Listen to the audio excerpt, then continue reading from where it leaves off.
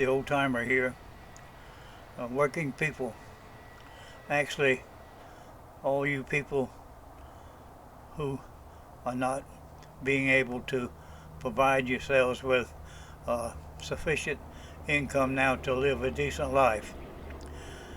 In this video, I'm going to offer the highlights of radical change that has to be made so that all can live. Why do I think a radical change has to be made? Here are a few of the reasons. January 2024, about 700,000 homeless people in the United States. I don't have the figures of a more recent document that, but can you imagine 700,000 homeless people in the United States? 12 million children in households with unstable income, making it a month-to-month question on whether there would be money to pay the next rent when it was due. Somewhere around 6 million people 65 years and older living in real poverty. And a larger percentage of the population than those is the millions of people who are caught in a wage slavery trap. It's that paycheck to paycheck, have to work to live, can't take a day off, can't have a vacation, have to work because the next paycheck has to come in so I can pay the necessary things to be able to live to another one. Millions of us are caught in that kind of situation. And there are also millions of us with no health insurance or insufficient health insurance. And there are example after example of people having to take out loans against their house. In other words, mortgage their home or whatever to pay hospital bills and emergency situations.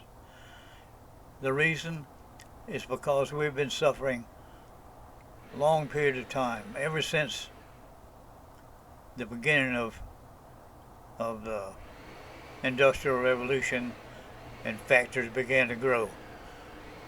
Working people have been caught in a continuous struggle to try to live. Another problem we have is the poor education trap. If you do any research at all, you'll find that the successful people, starting of course with the super rich on down through the higher income people, they're the ones that are able to go to the better universities and schools and get education in things that really matter, things that pay money. But the majority of people have their children in schools that's they fall below the maybe a $50,000 or $60,000 a year net income. Most of those kids and families from that income level on down to absolute poverty, their kids end up in subpar schools. And even if they try to be good students, the problem facing most is poor quality teachers and no discipline. Discipline has gotten completely out of hand, and most kids, well, I don't know about most, but a great majority of kids that graduate from those poor quality schools, many can't even read and write. They know very little or nothing about math. They know nothing about the world, very, very little or nothing about courses like history and geography. How are they ever going to be able to escape the rat race? If they can get a job, it's going to be some kind of minimum wage job, because they get out of school, don't know anything, even though they have a high school education degree, but of course, no experience because they're young, and they end up in minimum wage jobs with no way to even meet their minimum monthly bills. This is a situation that so many people of the United States are caught in. Now, we have another problem. The capitalistic system that we have is all for the capitalists, for those with money, and those who graduate from the higher quality schools or universities. Uh, if they end up as workers, they end up in the upper management in big corporations and so forth, and many then they get into the upper management classes and classic. And today, uh, if you are a CEO of a major corporation, you making from 8, 10, 12, 15, even $20 million a year. Can you imagine that?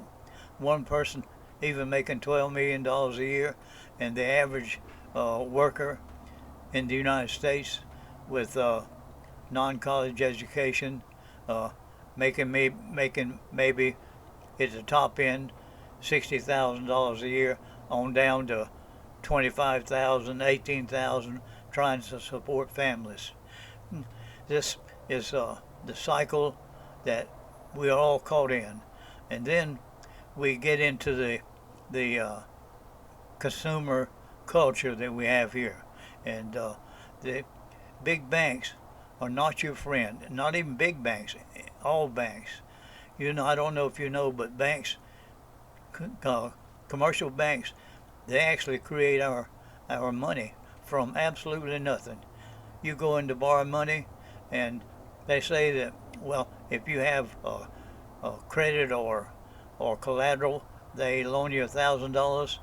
They don't loan you the money; they just loan you credit. When you make the payments back, is when you put the money in the system, and they end up with money in their accounts for nothing, absolutely. And of course, all these consumer loans, car loans, TV loans on a new TV, even home loans, and all these things that we charge on credit cards, all these things we buy that we don't need.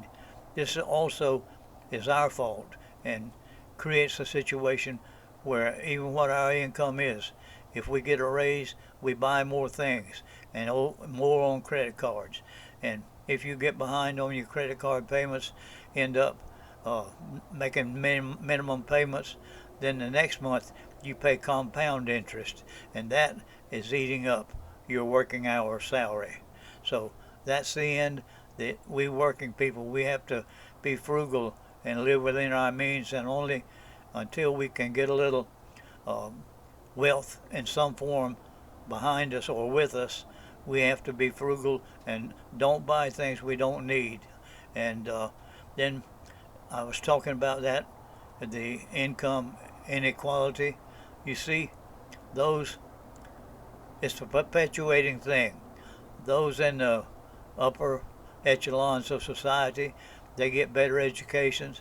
If their parents or whatever don't have a sustainable, really good income by being shareholders in the big corporations, then maybe you have to work. But since you have an excellent education, you end up in a job that can get you into a good life, even though you're not among the super rich. But with the income of some CEOs that I just mentioned, it won't take you long to really rise in the wealth column. Now, I'm going to offer a radical, what I think is a radical plan to change the situation, because here's what's got to happen.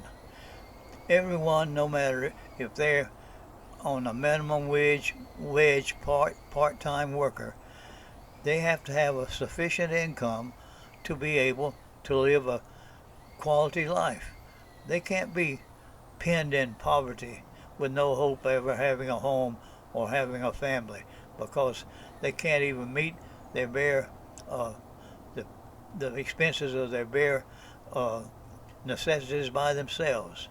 Now, I'm saying that we should create a what they call a basic income guarantee, and that's of course where uh, some parameters, and I'm going to offer a few. It's just my idea, and it doesn't mean any number I put out has to be the set one, but we got to create a basic income guarantee. That money has to be able to, with income or whatever a worker is making, if he makes a small amount, the basic income guarantee has to be a larger amount, but it has to be such that every person can live a decent life. And so I'm just saying, uh, maybe today we start with every person making less than $75,000 a year gets whatever difference it takes to bring him up to that $75,000, he or she up to that $75,000 level with the basic income guarantee. Here are just some uh, other parameters I'm offering. Say, for example, that every person 18 through 50 years old have to be continually employed, or with exceptions such as maybe a woman, if she's already pregnant or already has children, she doesn't have to meet any kind of working guarantee. But other examples would be uh, students in college or some kind of trade school. As long as they're going to school to improve themselves, then they are exempt from the guarantee to have to work in order to receive the basic income guarantee.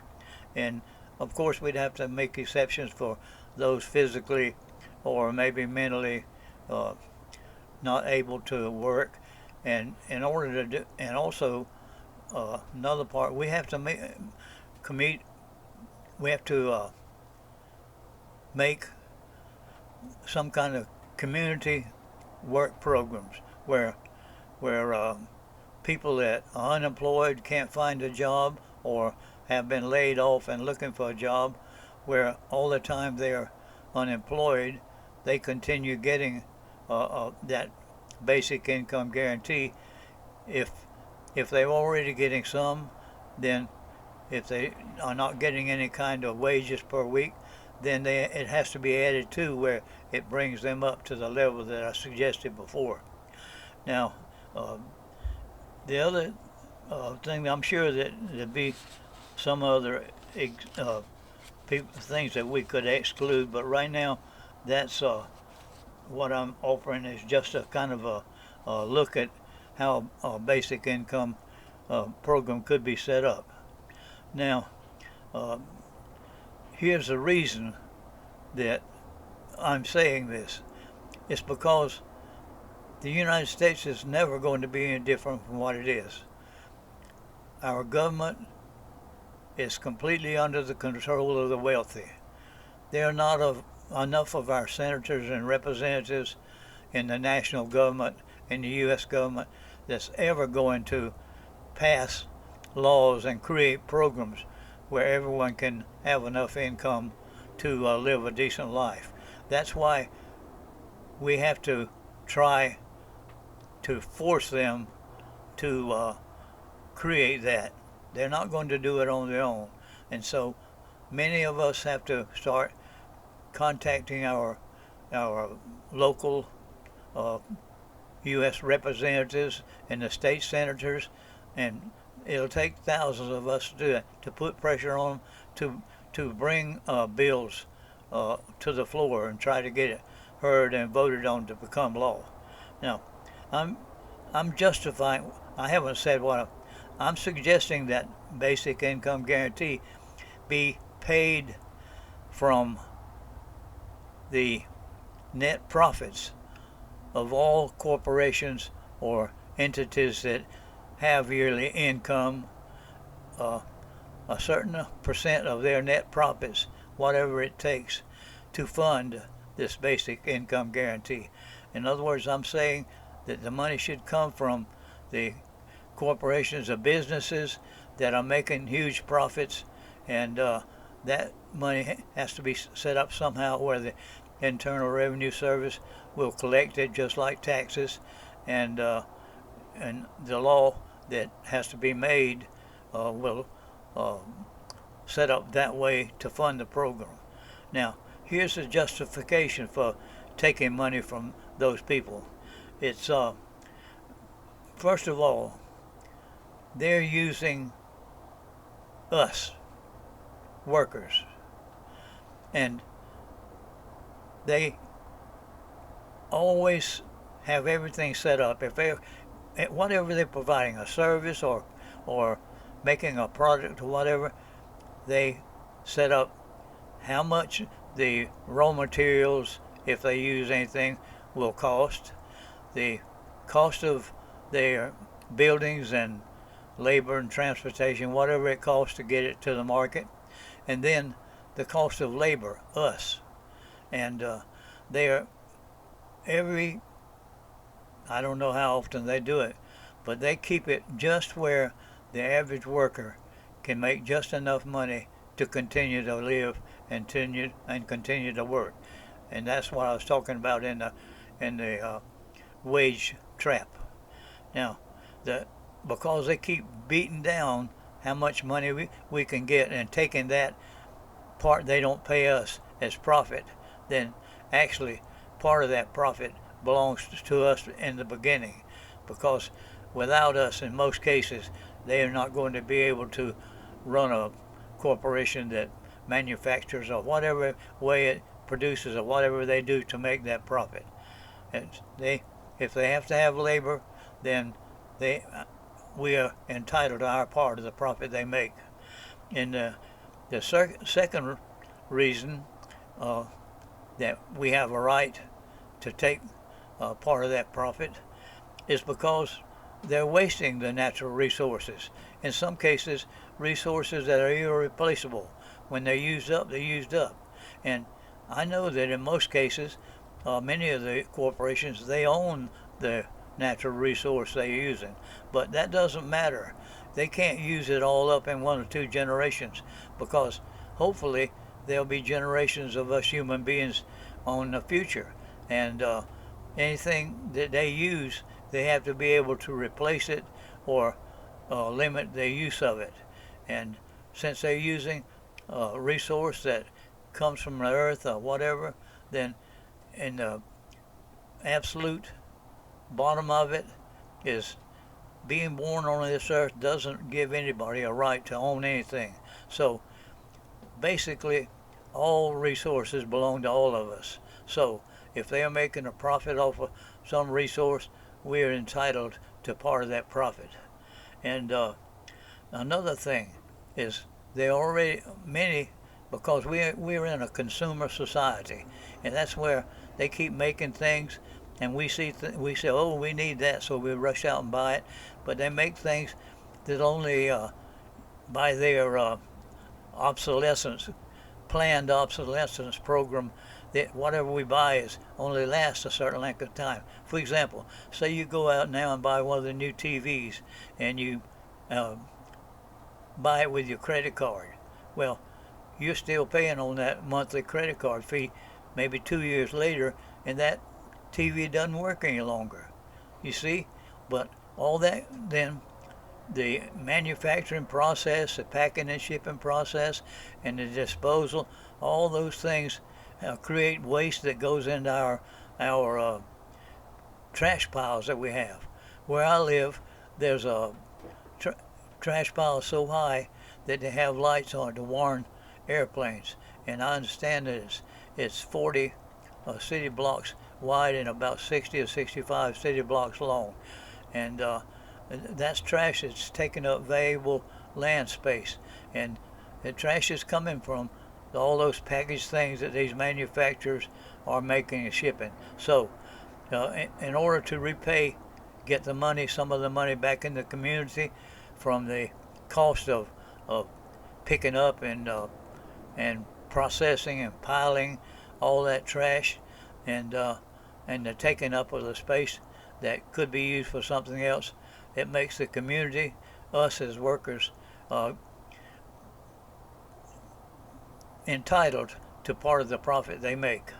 Now, I'm also suggesting that we create or establish something like a national association of disadvantaged people, because we need to, all of us, if you're interested in anything I'm saying, you need to get together and help with that, contacting our representatives over and over again and spreading the word to other people so that we can actually do that. Now, this actually is plan number one that I'm offering, but I don't want you to think that this is a short range plan. But actually, if something doesn't happen, if we're not able to change things where everyone can live, remember, every person is entitled to be able to live a good life.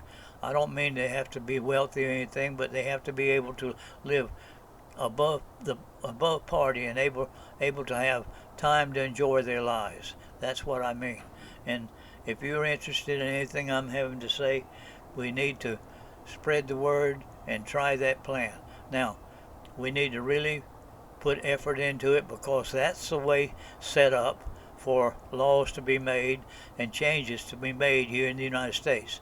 So we're going to put all our effort into doing that. If it doesn't succeed, more to come. Please subscribe and like and try to help me reach a wider audience, so we'll have more people helping us try to accomplish this, what I'm offering. My name is Conrad. Thank you.